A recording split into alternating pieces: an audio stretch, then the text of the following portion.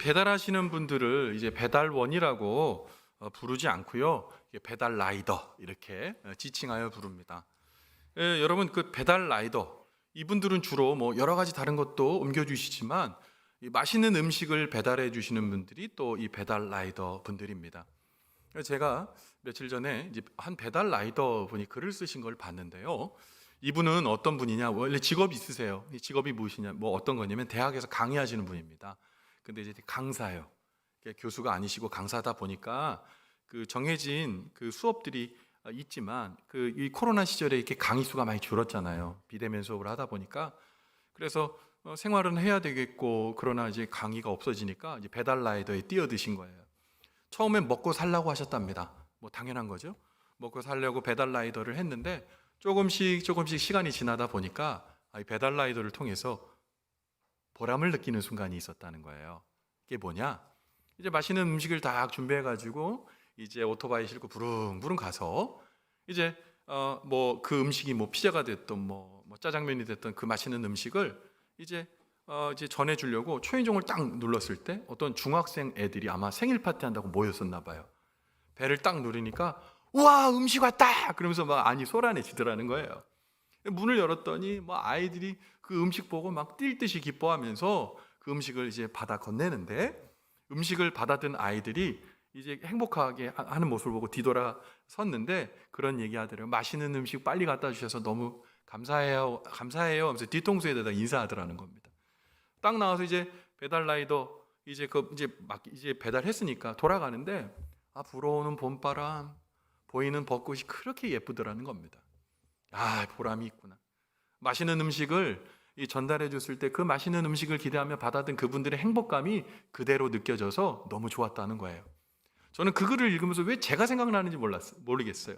저는 오늘요 배달 라이더 할 겁니다. 하나님의 말씀을 여러분들이 식기 전에 배달할 겁니다. 여러분 받으실 때 와 하고 감탄해 주셨으면 좋겠어요. 그 말씀이 여러분에게 아멘이 되기 바랍니다.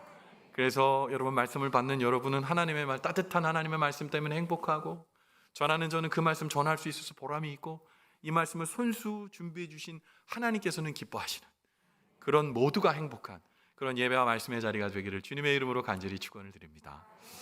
여러분 이제 오늘 하나님 주신 말씀을 이제 보려고 하는데요. 오늘 하나님께서 우리에게 주신 말씀인 이 시편 143편은 이 말씀의 배경이 있다는 것을 우리가 알고 이 말씀을 바라봐야 합니다. 오늘 말씀의 배경은요. 다윗의 이제 유년기와 그리고 청년기, 노년기로 나눈다 하면 노년기에 있었던 때의 일입니다. 이 다윗은요. 이제 노년기에 어떻게 보면 통일 왕국의 절대 군주였죠. 그런데 반란을 맞이하게 됩니다. 그런데 반란의 주동자가 오늘 누구냐면 정말 눈에 넣어도 안 아픈 아들 압살롬. 그 압살롬이 반란을 일으킨 거예요. 구테타를 일으켰습니다.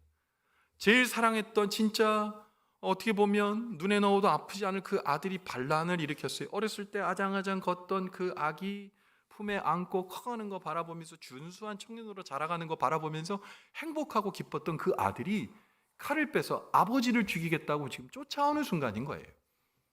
왕위에 오르기 위해서 정말 피비린내 나는 이제 정치적 비극의 이 주인공이 다윗이 되어버린 겁니다. 오늘 말씀을 통해 사실은 집에서 이제 시간이 계실 때 이 시편 143편을 읽어보면 다윗이 얼마나 마음이 아팠는지 그대로 적혀 있어요.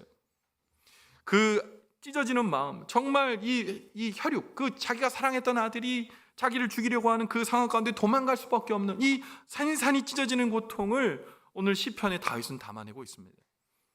오늘 다윗이 이제 도피합니다. 눈물을 흘리는데 자기의 귀한 아들이 자기를 쫓아와요. 압살롬이 칼을 들고 죽이려고 하니 아무것도 챙기지 거의 못하고 몇몇의 늙은 신하들과 함께 예루살렘의 궁을 떠나 지금 쫓기는 도망자의 신세 속에서 오늘 시편을 적어 내려간 겁니다. 여러분 오늘 이러한 상황들, 이런 정말 마음 가운데 그 참담함을 이루 말할 수 없는 상황을 오늘 다윗은 시편 143편 7절에 딱 한 문장으로 그의 상황을, 고통을 이제 표현합니다. 이렇게 내 영이 피곤합니다. 여러분 이거 읽으시면 피곤하면 자면 되지, 그게 뭔 문제가 돼, 이렇게 생각하실지 모르겠어요. 근데 여기서 말씀하고 있는 것은 육체에 피곤하다라는 그런 뜻이 아닙니다. 143편 7절에 피곤합니다라고 번역된 히브리 말을 보면 카르타라는 말인데 그 기본형이 칼라라는 겁니다. 칼라. 근데 그 칼라의 뜻이 뭐냐? 모든 것이 다 끝났다. 모든 것이 만료가 됐다. 이런 뜻이에요. 그게 무슨 말입니까? 지금 죽음의 마지막 자리까지 온 겁니다. 이제 조금만 있으면 죽을 목숨인 거예요. 그 상황을 얘기하는 겁니다. 그래서 이 표준 세번역에는 이 피곤합니다라는 단어를 뭐라고 번역했냐면 이렇게 번역했어요. 숨이 끊어질 지경입니다. 이렇게 표현했어요. 그러니까 이 엄청난 고통 앞에 지금 숨이 끊어지기 직전에 진짜 어려운 상황 가운데 지금 다윗이 놓인 겁니다. 그런데 이런 다윗과 같이 정말 제정신으로는 도저히 살 수 없는 이런 숨이 끊어질 것 같은 지경에 있는 이 모습이 이 다윗의 모습만 그런 겁니까? 여러분, 우리의 삶은 그렇지 않아요? 처절한 인생의 고통의 순간이 우리에게 종종 찾아오는 경우가 얼마나 많습니까? 어려운 상황 때문에 아유, 눈 감고 자다가 이런 생각해요. 아유, 그냥 이대로 눈 뜨지 않았으면 좋겠다. 여러분, 그런 생각하는 사람들이 이 땅에 얼마나 많습니까? 여러분 혹시 그러지 않으셨어요? 여러분, 어떤 한 문제가 다 해결돼서 야, 이제 좀 한시름 놀려고 그러는데 또 다른 문제가 겹치는 거예요. 자녀 때문에 힘들었는데 그 부분이 조금 이제 해소가 되니까 아, 병이 오네요. 병이 와서 그 병을 해결해 보려고 애쓰고 발부둥 쳤더니 그래도 좀 지나가는 것 같은데 또 이제 경제적 문제가 또 막 닥치는 거예요. 경제적 문제 좀 해결하다 보니까 또 사람의 인간관계를 통해서 내가 정말 잠도 잘 수 없는 어려움이 우리를 계속 덮치는 거예요. 끝나는 게 아닌 거죠. 끝날 수가 없는 이런 어려움을 맞이하게 된다는 거예요. 그러면 삶의 자리에서 우리는 어떻게 될까요? 스트레스 때문에 공황이 오고 우울감이 우리를 덮치게 돼서 잠도 잘 수 없는 거예요. 사람 많은 곳에 있으면 숨도 못 쉬는 거예요. 그런데 오늘 본문의 다윗은요, 오늘 말씀을 통해 그 영혼의 피곤함을 해결하는 방법을 발견합니다. 그리고 그 방법을 오늘 이 말씀 듣는 우리에게 제공하고 있어요. 여러분, 오늘 다윗이 우리에게 제공하고 있는 영의 피곤함이 우리에게 느껴질 때, 정말 백척간두에 서 있는 것 같은 어려움과 고통이 느껴졌을 때 과연 다윗은 그 어려움을 극복할 수 있는 방법이 무엇인지 우리에게 얘기하고 있는데 오늘 그 말씀이 우리에게 들려지길 바랍니다. 그리고 우리의 상황을 이기게 되길 바랍니다. 하나님의 말씀을 깨닫게 되길 바랍니다. 그래서 우리의 삶 속에 험한 파도 속에서 넉넉히 그 어려움을 이기고 신앙의 승리자의 삶을 다시 한번 우뚝 서게 되는 저와 여러분의 귀한 말씀의 자리가 되기를 주님의 이름으로 간절히 축원을 드립니다. 여러분, 그럼 우리 먼저 다윗은 우리에게 어떤 이야기를 제공하고 있을까요? 다윗은 우리의 영혼이 피곤하여 지칠 때가 바로 기도할 때라고 힘주어 말씀하고 있습니다. 오늘 본문의 말씀이 시편 143편 7절의 말씀을 통해 다윗은 하나님께서 그의 절박한 어려움 속에서 그를 구출하시고 그리고 그 기도에 속히 응답해 주실 것이라고 다음과 같이 호소하고 있어요. 우리 같이 한번 이 말씀 읽어봅시다. 시작. 여호와여, 속히 내게 응답하소서. 내 영이 피곤하니이다. 주의 얼굴을 내게서 숨기지 마소서. 내가 무덤에 내려가는 자 같을까 두려워하나이다. 아멘. 오늘 다윗은 사랑하는 자녀인 압살롬의 그 배신이라는 그 생각하지도 못한 그 참담한 상황 속에서도 어떤 것보다도 속히 하나님 내게 응답하십시오 라고 기도하고 있어요. 여러분, 만약에 제정신이라면, 지금 이 어려운 구테타의 상황이라면 다윗은 이것만은 하면 안 될 것 같아요. 기도만은 하면 안 될 것 같아요. 살 방도를 찾아야죠. 그럼 다윗이 해야 할 무엇입니까? 동맹국에게 쫓아가야죠. 군대 빌려달라고 얘기해야 되죠. 그 군대 빌려가지고 자기를 지금 이 순간까지 몰아나게 한 그 모든 역적들을 다 제거해야죠. 그거라도 안 된다면 다음 왕위를 너한테 물려줄 테니 나랑 화친하자. 압살롬에게 얘기해야 되겠죠. 그러나 그것도 이것도 아무것도 하지 않습니다. 다윗은 뭐합니까? 하나님 앞에 기도해요. 하나님, 속히 응답해 주십시오. 하나님, 나와 함께 해 주십시오. 근데 이 기도의 내용을 보면 짧아요. 하나님이 임재해 달라는 기도입니다. 근데 이 기도에 뭐가 안 들어있냐? 아들에 대한 저주나 아니면 대적에 대해 하소연하거나 자신의 상황을 원망하는 내용은 없어요. 근데 우리 기도 잘 들여다보시면 어려움을 당하게 되면요, 지금 제가 말씀한 것을 세트로 합니다. 제가 예수 잘 믿었는데 왜 이런 일이 나한테 닥치는 거죠? 하나님, 해명하세요. 왜 내가 이런 상황 가운데 당해야 됩니까? 난 너무 억울하거든요. 원망.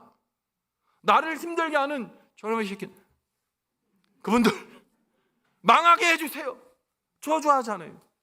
그런데 다윗은 이것도 저것도 아무것도 안 해요. 하나님 앞에 기도합니다. 그런데 그 기도의 내용을 들여다보니 기가 막혀요. 그 기도의 내용이 뭡니까? 주님의 얼굴을 내게서 숨기지 마십시오. 이게 기도 제목이에요. 이게 뭡니까? 주님의 얼굴을 보게 해달라는 겁니다. 자, 물어봅시다. 여러분, 주님의 얼굴 보신 적 있으세요? 눈으로 보신 적 있으세요? 지금 혹시 여기 주님의 얼굴 보시고 계신 분이 계십니까? 병원 가세요? 그러지 않습니다. 다윗은 지금 눈으로 하나님을 보겠다는 게 아니고요. 여러분, 우리가 얼굴을 본다는 건 뭡니까? 대화하겠다는 거예요. 여러분, 가까이에서 얼굴을 보면서 대화하는 거예요. 여러분, 지금 밖에 나가서요, 지금 여기 망원동 처음 오신 분들, 여기 한강공원, 오늘 한강시민공원 놀러 오신 분들, 여러분 붙잡고 눈 맞추고 한번 얘기해 보세요. 귀싸대기 맞을걸요? 여러분, 그런 일 없어요. 얼굴 보고 얘기하는 대상 누굽니까? 나와 관계가 있는 사람이에요. 가족들이 내 얼굴 또렷이보고 얘기하는 거예요. 편한 얘기, 어려운 얘기 다 할 수 있는 거예요. 눈 보며 얘기하는 거예요. 대면하며 얘기하는 거예요. 다윗은 오늘 뭐 어떻게 기도하는 겁니까? 하나님, 저랑 눈 맞춰가면서 주님, 제가 기도하기 원합니다. 제가 아버지 말했을 때 그래 아들아, 그래 딸아, 하나님이 가까이에서 만나주시기를 원하는 겁니다. 그래서 오늘 다윗은 뭐라고까지 얘기하냐? 하나님, 그렇게 하나님께서 얼굴을 보여주시지 않으면 나는 무덤에 내려가는 자입니다. 이게 뭐예요? 죽은 자와 똑같습니다. 지금 구테타 세력에게 목숨을 빼앗길까 봐 두려워하는 게 아니에요. 하나님이 어려운 상황 속에서라도 나를 만나주시지 않으면 그것이 내겐 죽은 목숨인 것 같아요. 그렇게 지금 다윗이 얘기하고 있는 겁니다. 여러분, 우리가 기억할 거 있어요. 신앙생활 잘한다는 것은 기도를 통해 날마다 하나님의 얼굴과 얼굴을 대하듯 따뜻하게 주님을 밀접하게 느끼고 만나는 기도의 자리, 신앙의 자리에 서 있는 겁니다. 주님과 깊은 사귐의 단계로 나아가게 되는 거죠. 믿음이 깊어진다는 건 뭡니까? 주님이 나와 함께 하심이 어느 때든지 느껴지는 거예요. 내가 초막에 있을 때라도, 내가 궁궐에 있을 때라도, 내가 아무것이 아니라고 느껴질 때라도 주님이 나와 함께 하심이 믿어지면 주님이 그 얼굴빛을 내게 비추는 순간이기에 상황과 관계없이 우리의 얼굴도 환해질 수밖에 없는 겁니다. 여러분, 세상에 많은 사람들이 그리스도인을 보고 깜짝 놀랄 때가 언제인 줄 아세요? 환난을 맞았는데 저게 지금 웃을 때가 아닌데 미소가 생기는 거예요. 얼굴이 빛나는 거예요. 왜 그럴까요? 내 안에 주님이 계시기 때문입니다. 다윗은 그 은혜를 만났던 거예요. 그야말로 본문에 지금 다윗의 이 상황은 매우 지치고 피곤할 수밖에 없는 상황인 겁니다. 모든 희망도 사라진 것 같고 자기 힘으로 일어설 수도 없고 믿었던 자녀와 그 전장을 함께 누볐던 그 믿음직한 신하들도 다 배신하고 그의 마음 가운데는 온통 큰 멍이 들었습니다. 그의 상한 마음은 누구로부터 치료받을 수 없는 상황이었죠. 그러나 다윗은 좌절하지 않고 언제나 그를 품으시고 다시 일어설 수 있는 힘과 용기를 주시는 하나님을 그의 마음으로 또렷하게 본 거예요. 여러분, 이단들이요, 무슨 얘기하냐? 하나님 보여준다고 거짓말합니다. 여러분, 나는 신이다에서 정명석이라는 사람이, 이 교주가 등장하는데 이 사람이요 강의를 합니다. 근데 뭐라고 얘기하냐? 야, 너희들 하나님 봤어? 하나님 봤어? 못 봤잖아. 여기 있잖아. 여기 하나님이 여기 있잖아. 날 봐, 날. 불안가하지만 깃방맹이를 때리고 싶더라고요. 하나님은요 보이는 분이 아니라 좌정하시고 우리와 함께 하시는 분이에요. 영으로 만나는 분입니다. 그분은 도망가지 않고 떠나지 않으시는 분입니다. 여러분, 그래서 그 하나님의 얼굴을 구하며 주님의 이름을 부르며 기도할 때 오늘 다윗이 고백한 것처럼 속히 응답하소서 할 때 우리 주님 우리와 함께 하시고 우리의 삶 가운데 달려오시는 거예요. 여러분, 저는 종종 이제 도로에서 차들끼리 추돌하는 사건을 몇 때로 목격할 때가 있었어요. 고속도로에서 사고가 나면 크게 납니다. 근데 재밌는 것은 뭐냐? 사고가 나면요 어디서 알았는지 막 견인차 하고 지나가요. 119 팍 하고 지나가고 보험사도 막 달려오고 금방 와서 그 사고를 다 처리합니다. 자, 물어볼게요. 그럼 이분들이 무슨 전지전능한 능력이 있습니까? 사고 나는 데만 그냥 전능한 능력으로 가는 겁니까? 누군가 신고했기 때문에요. 전화했어요. 와달라고. 누군가 와달라고 119에 전화하고, 누군가 와달라고 보험사에 전화하고, 누군가 와달라고 견인차 사람들에게 전화하고, 누군가 와달라고 전화하니까 그 사람들이 뭡니까? 이 비상등 울리면서 앰뷸런스 쫙 하니까 뭐 홍해 갈라지듯이 막 해서 달려온 거 아닙니까? 여러분, 힘드세요? 하나님을 부르십시오. 하나님을 부르십시오. 하나님을 부르세요. 그러면 하나님께서 이 세상의 그 어떤 구조대보다도, 이 세상의 그 어떤 무엇보다도 번개같이 달려와 하나님께서 우리를 구출해 주심을 믿으시기 바랍니다. 속히 달려오시는 거예요. 속히 달려오시는 거예요. 여러분, 제가요 이렇게 또 제가 사고 났을 때 정신이 없더라고요. 사고 나니까 그냥 추돌 사고가 나도 아무 생각이 안 나요. 뭘 해야 되지? 아무 생각도 안 나요. 그때 덜덜덜덜 떨리는 그 생각 가운데, 뭐 지금은 뭐 그렇진 않은데 처음 사고 났을 때요, 보험사에 전화하는 거예요. 그럼 보험사에 딱 옵니다. 보험사 오셔서 뭐라 그러냐? 너무나 친절하게, 고객님 많이 놀라셨죠? 여기 앉으세요. 간이 의자로 어디서 갖고 와서 딱 앉히시고, 여름이면은 많이 더우시죠? 그리고 파라솔 탁 해놓고, 잠깐만 계세요. 제가 처리하고 올게요. 그리고 가서 처리를 합니다. 아니, 보험사 직원도 그렇게 든든한데, 에? 여러분 어려울 때, 힘들 때 보험사 부르실 거예요? 하나님께 기도하시기 바랍니다. 주의 얼굴을 구하며 하나님께 기도하시기 바랍니다. 너무 단순한 건데 우리가 이 단순한 것을 자꾸 까먹잖아요. 다윗이 오늘 얘기합니다. 나는 하나님 앞에 기도합니다. 속히 하나님 응답하십시오. 주님의 얼굴을 내가 만나지 못하면 내가 죽은 사람과 똑같습니다. 여러분, 그 고백도 하면 여러분 어려운 삶이 여러분을 파괴할 때 오늘 이 말씀 기억하십시오. 하나님, 제가 하나님께 기도하오니 속히 나와 함께 해주십시오. 하나님, 나를 기억하시고 나와 함께 일하여 주십시오. 여러분, 그 말씀, 그 기도 하나님 앞에 올려드릴 때 주님 속히 나타나 우리를 구출하시고 도우시며 상황을 변하게 해주시고 나의 마음에 용기와 확신을 주셔서 이기게 해주시길 믿으시기 바랍니다. 오늘 그 말씀이 다윗이 우리에게 주는 첫 번째 메시지입니다. 여러분, 두 번째 메시지는 뭡니까? 다윗이 우리의 영혼이 피곤하여 지칠 때가 바로 하나님의 말씀을 가까이 할 때라고 말씀하고 있어요. 여러분, 오늘 본문의 말씀인 시편 143편 8절의 말씀을 통해 다윗은 하나님께서 그 절박한 어려움 속에서 하나님의 말씀을 통해 세기를 찾을 수 있다, 이렇게 말하고 있는데요, 같이 한번 읽어봅니다. 시작. 아침에 나로 하여금 주의 인자한 말씀을 듣게 하소서. 내가 주를 의뢰함이니이다. 내가 다닐 길을 알게 하소서. 내가 내 영혼을 주께 드림이니이다. 아멘. 오늘 다윗이 뭐라고 얘기합니까? 그가 경험하고 있는 환난을 극복하는 방법을 말씀이다라고 얘기하고 있어요. 여러분, 어떤 분이 이렇게 얘기할지 모르겠어요. 아이고, 목사님 참 편한 말씀하시네.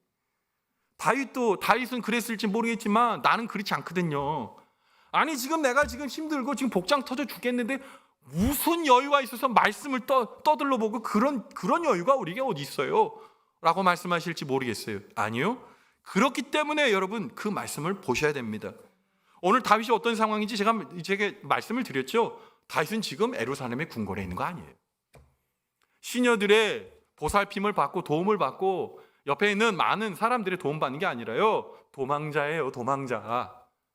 내일을 알 수 없는 도망자입니다. 근데 지금 성경을 펴고 하나님 말씀, 말씀을 보고 있는 거예요. 여유가 있어서 그런 거예요? 아니에요. 절박하기 때문에 하나님을 의지하는 거예요. 절박하기 때문에 하나님의 말씀을 듣는 거예요. 그리고 오늘 말씀을 듣는 시점을 생각해 보세요. 아침이에요.